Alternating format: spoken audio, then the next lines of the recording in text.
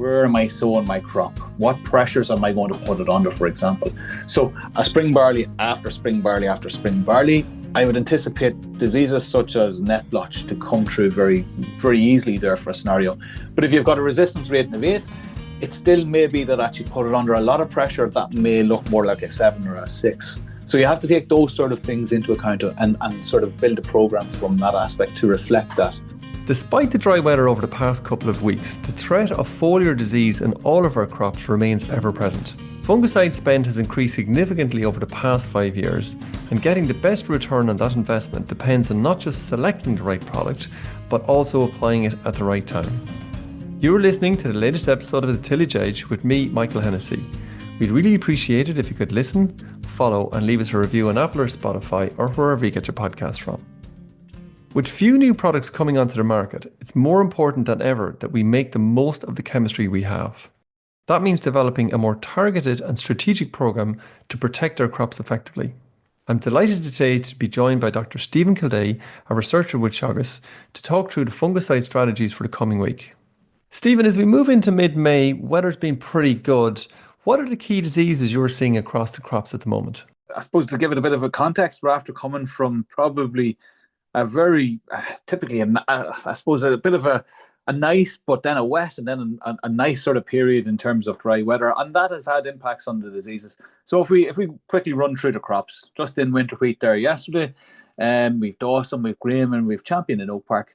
In the Dawson, Septoria is actually, how would I describe, exploded since Friday. Last Friday, we were putting out our leaf tree applications and struggling to see any disease beyond leaf 5. In a walk through them yesterday in the untreated, we can start to see Septoria coming through in leaf 3. So it was there. What is of interest also is that in that Dawson, there's the odd spot of yellow rust to be seen in Oak Park and Knockbeg. We can see it very clearly in the Champion, plenty of yellow rust. Septoria isn't really spreading the same extent as it would be in the Dawson and the Champion. So Champion, a lot less Septoria.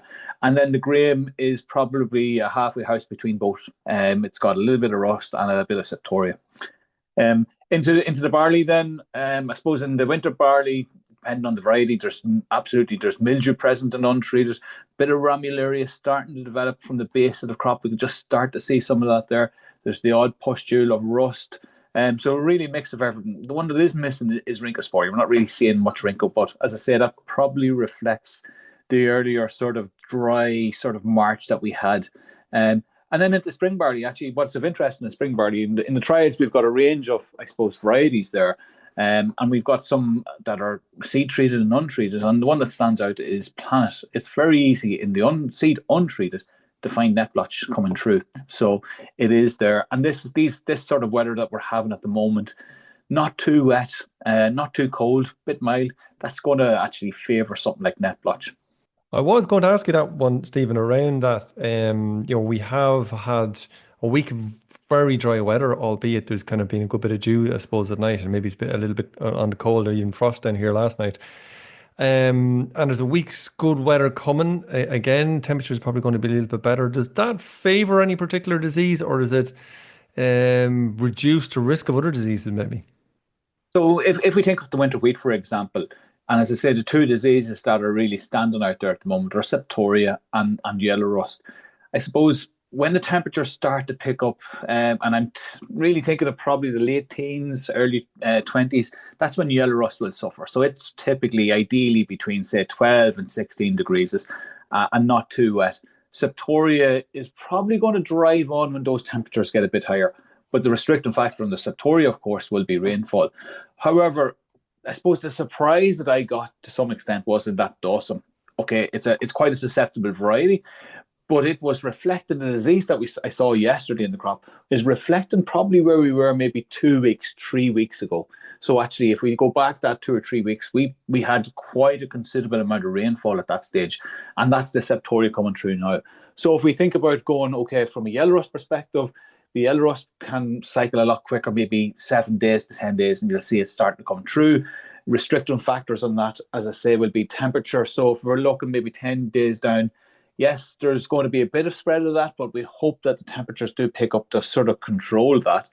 In the Septoria wise, the temperatures are going to drive it on, But really, what will hold it back a little bit will be the actual lack of rainfall.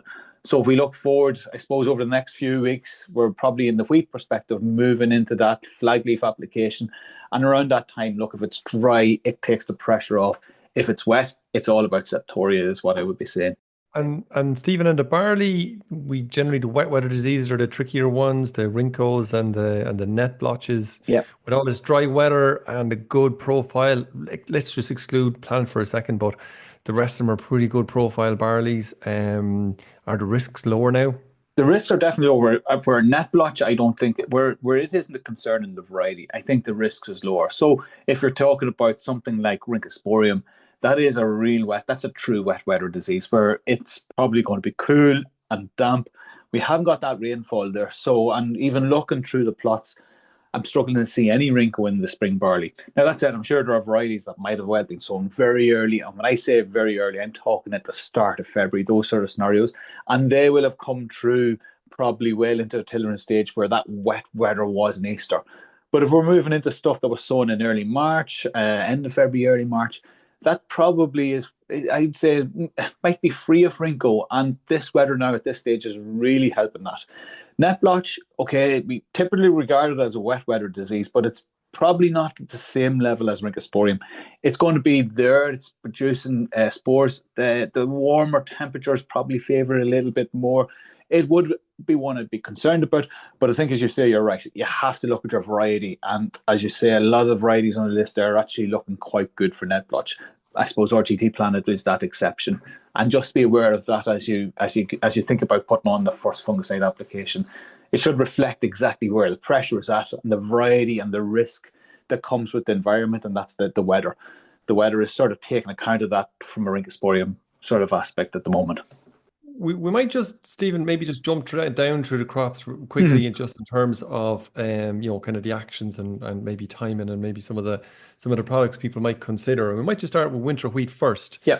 For the, I suppose for the varieties or crops that were sown in good time, if you like, sort of, I suppose, towards the early half of October last year, the flag leaf is probably not too far away. What should people be considering in terms of that main flag leaf fungicide application? Yeah, so from a wheat perspective, look, the flag leaf it's going to be typically about septoria, because as I say, it's really what would be the one in terms of the risk going forward in terms of what's there. Now, yellow rust is also going to be a concern specifically in certain varieties, and being honest, at the moment, we're not sure what varieties or how they're standing up because there is a bit of a change. There seems to be a bit of a change in terms of the races of yellow rust that is out there. So they would be the ones that are going to dictate, I suppose, what type of chemistry would be used in that sort of scenario. So if you're chasing something like septoria, it's going to be either your Inatreq type products or your, I suppose, Revasol in that aspect. But equally, then you have to think about, okay, if there's yellow rust in that mix, and something like Champion there, and even Dawson being very susceptible to yellow or septoria, you're going to be targeting it for septoria. But as I said, there's a change in the race of yellow rust, so we have to be thinking about that. And if you've had yellow rust around that leaf tree, it may well actually still be there coming through into that flag leaf. And it should be in the mindset of actually how do we control that. In that sort of context, then it may well be a case, okay, what is always going into those mix? In terms of an Inatreq, is it going to be a Perthio? Is it Perthio Teb sort of? Is there a really active yellow rust in that sort of scenario? Do you need to add in something else, such as an Elatis or a Comet, for example?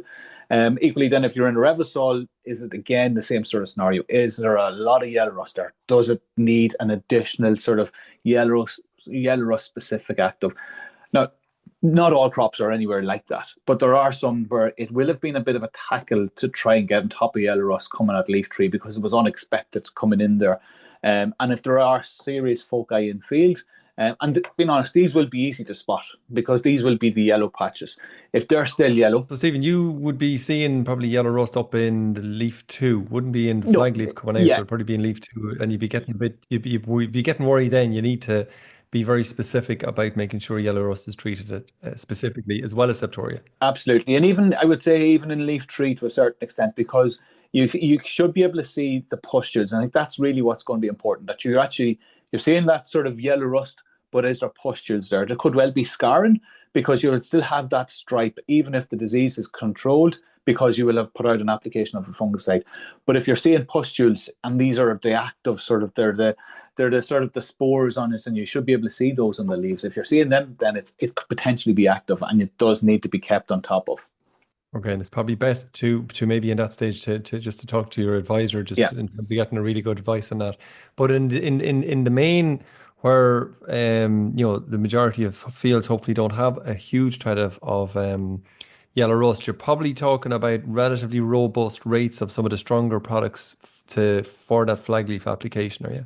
I think we are being honest, because look, I suppose last Friday I would have said, looking at it when we are putting on a leaf tree, I suppose again I'm talking about Dawson being a susceptible variety, but it's almost like an indicator variety, if you will, and that there was no real sign of disease on leaf 4. There was only the very small lesion on leaf 5, but that was, I suppose, over the weekend we had this higher temperature started to pick up, and all of a sudden plenty of disease starting to develop on leaf 3 in the untreated, giving us an indication of where the pressure was 3 weeks ago.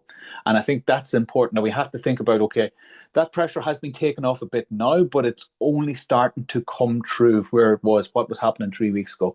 So what's going to happen, I suppose, in another 2 weeks or 2.5 weeks when we're putting on the flag leaf, because that's going to dictate where we are then in the middle of June, towards the end of June. And that's really where we need that flag leaf to be, I suppose, clean of disease, because that's really capturing the sunlight.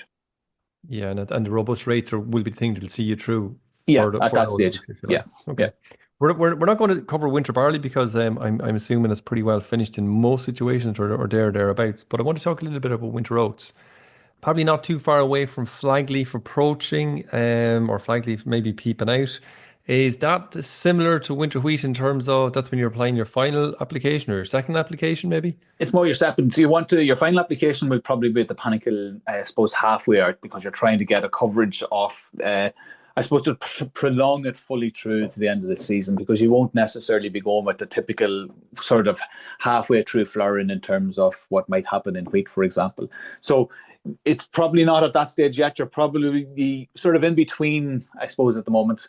So you're looking at mildew and rust, and I suppose they're really the diseases we're targeting the whole way through an oat sort of crop specifically. Some sort of septoria, avena also, but typically it would be the mildew and the rust. Okay. So, but they're the ones that we'd be looking at. And what I would say is, in that sort of scenario, again, we have to be specifically from the mildew perspective, because there could be this sort of concept or this idea that, look, I've already done something, I've taken care of it, and I'm just going to have to top up on the control that I've already had there. But really, it depends on what is happening. I think we've had some really, really ideal sort of conditions for something like mildew to develop, because we've had a lot of rainfall in April, and now we've had this sort of warm, it has warmed up an awful lot. It's been a lot drier, and you can have that sort of microclimate building in, specifically in oak crop, where you've got the moisture in your ground, but you've got the temperatures building up. So you've got this sort of microclimate, and that could be ideal for mildew. So it's one that I would be definitely keeping an eye on. And what sort of products would be more ideal, or from your Yeah. point of view, from what you've seen in trials, kind of for that final application? So from a mildew side specifically, look, something like Thalius would be one, but I'd be aware of that for Thalius it's clearly only a protectant product. So if you've got really active mildew in there, it's not the one that I would be going for. If you don't have mildew and you want to get sort of protection and longevity, that's the type of product. But equally, if you have mildew, something like Midas, Sulfamide, or equally in terms of, look, trying to cover all sort of in terms of a rust, also going into the perspective, something like a lattice here that has that prothio, and the lattice component that would also cover the rust. Equally, a prothio and a comet type mix would be sufficed. And is there a difference, or would you differentiate between different parts of the country in terms of, because rust, I think, might be a little bit more problematic further south than maybe further north? Yeah, so it typically would probably start further south because of the temperature. So again, rust in terms of the different strains of rust, the different species of rust. Yellow rust is typically that lower temperature on wheat. Your crown rust and oats are typically that higher temperature. But really, we're moving into that sort of temperatures at this case or this time, and so it's not one that I would say, okay, in the north, I wouldn't think about it. I think that the temperatures have been a little bit higher so far this year, so a rust sort of could start that a little bit earlier. But you're right, in terms of typically it's probably more thought of further south, but it's not that it doesn't happen up the north. It probably happens that little bit later. Moving on to spring barley then, because we're going to motor through them fairly fast here. On spring barley, look, I mean, spring barley's probably hasn't looked as well for an awful long time. It's after going in fabulous conditions. It's gone in early, looking really good. Crops are growing, motoring away at the moment. A lot of people might, maybe not particularly, or maybe understandably, maybe thinking there's very high yields out there. Does that necessitate higher inputs, such as higher fungicide rates? No, I think what you're looking for there is actually you're trying to protect the crop from disease. If there's absolutely no disease, if the variety has got a resistance rating for 8 the whole way through, the impact of fungicides and intensive fungicides will be fairly minimal. Where you do have potential diseases, then that's where the fungicide comes in, and the amount of fungicide that is required must reflect that. The variety resistant ratings that the department generate are quite good to give us an indication. They have to be, you have to take them from a local aspect in terms of, okay, what can I expect? Where am I sowing my crop? What pressures am I going to put it under, for example? So a spring barley after spring barley after spring barley, I would anticipate diseases such as net blotch to come through very, very easily there for a scenario. But if you've got a resistance rating of 8, it still may be that actually put it under a lot of pressure, that may look more like a 7 or a 6. So you have to take those sort of things into account and sort of build a program from that aspect to reflect that. So, Stephen, for the normal circumstances, farm with a good rotation, weather's been great for the last week or so, looks really good for another week or 10 days kind of thing. No disease in the crop. Are we in a relatively low disease situation, given some of the varieties that are out there? I think in how you describe it there, Michael, I think yes, we would be in a relatively low disease situation for those at the moment, definitely. I think it is the key to that is actually getting out and knowing that you've got no disease in those crops, and knowing exactly where the closest barley is, and acting accordingly, really, Just in terms of there might be a few crops out there, and I have heard of a few crops, kind of like you described, in a not so great rotation, is kind of barley after barley, and there is Rinco kind of turning up in those. If a farmer had Rinco, what are the specific actives you would be highlighting to make sure that the farmer is going to treat that reasonably well? Yeah, so the very first thing I would say is we need to be mixing different modes of action from a resistance management perspective. Irrespective of any disease, it's important that we do that from a longevity of the actives. Really, from a Rinco perspective, the go-to is going to be the SDHIs and the azoles. I think that's where their strengths are for something like Rinco. You're really talking about a proline from an azole perspective. From the SDHI, it can be your Bixafen, it could be your Lattice, or it could be even your Imprex, is also very, very strong against Rincosporium. And if you had net blotch on the other side of it, that happened to be coming through, probably Planet maybe might be most at risk there. What would be the go-to actives there that you really just need to have in the tank? It's going to be very similar. It's an azole, and that azole is Prethio in this instance. It's very clear that it's Prethio, and it's a QOI. And really, when we're talking about a QOI or a strub, we're talking about something like Paraclostrobin.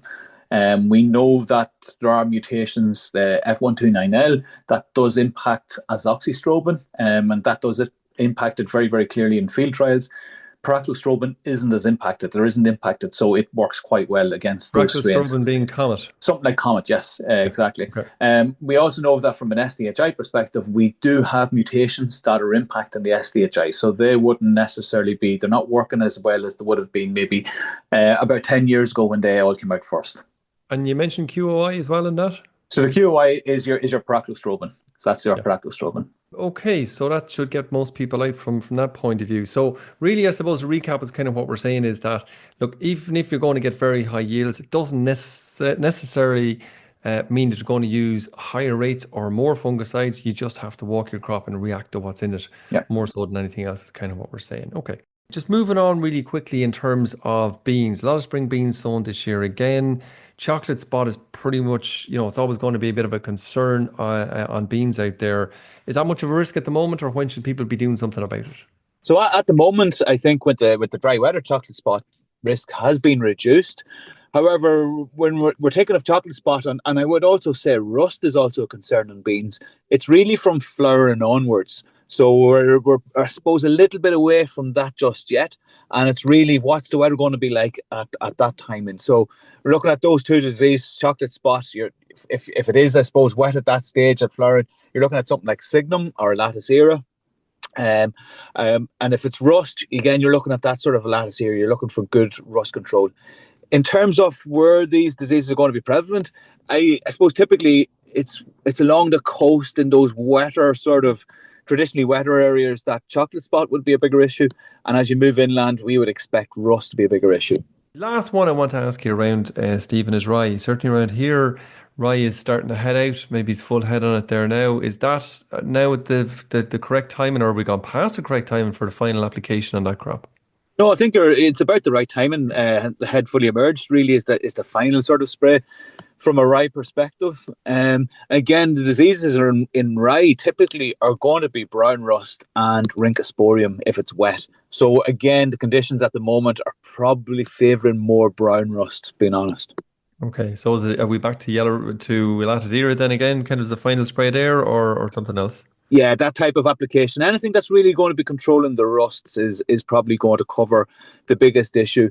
In terms of, say, if rhynchosporium, again, it's going to be something like a Prethio-based, but the SDHIs will do an excellent job also. But we're probably unlikely to get rhynchosporium now, are we? Probably unlikely, but it's sort of, again, it wouldn't surprise me to see some potential coming in if it did turn wet.